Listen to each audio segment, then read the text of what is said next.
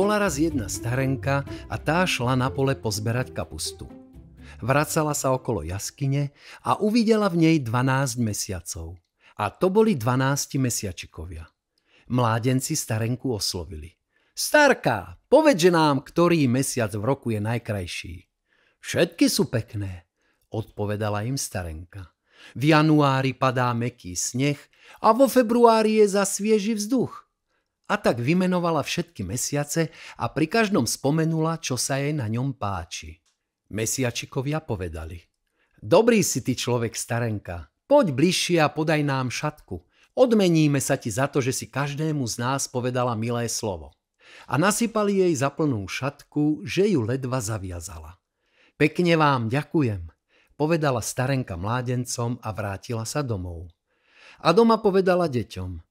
Teraz sa už nemusíme báť hladu. Pozrite, čo som vám doniesla.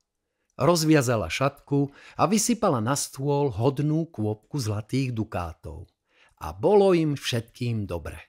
Raz ich prišla navštíviť suseda a čudovala sa, kde vzala starenka toľké peniaze.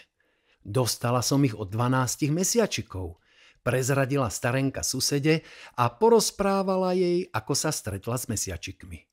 Idem aj ja za nimi, rozhodla sa suseda a hneď sa aj vychystala na cestu. Keď došla k jaskyni, pozdravila sa mesiačikom. Dobrý deň vám, mládenci. Vítaj, starka, vítaj medzi nami a povedz nám, ktorý mesiac v roku je najkrajší.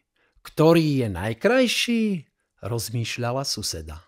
Ani jeden za veľa nestojí. V januári padá studený sneh, vo februári zase mrzne. A veru, niet si čo vyberať, všetky sú na nič. Teda tak, pokývali hlavami mládenci. Podaj nám šatku, aj tebe sa odmeníme za tvoje slová.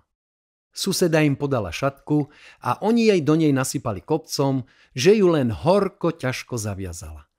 Ďakujem vám, povedala a šla chytro domov. A doma povedala deťom. Teraz nám bude tak dobre ako našim susedom. Pozrite, čo som vám doniesla. Rozviazala šatku a vysypali sa z nej samé kamene. Nahnevaná bežala do susedov a vyčítala starenke, že jej zle poradila. A čo si povedala mesiačikom, keď sa ťa pýtali, ktorý z nich je najkrajší? Povedala som im, že ani jeden za veľa nestojí. Čo teda chceš? Veď sa ti odmenili tak, ako si zaslúžila.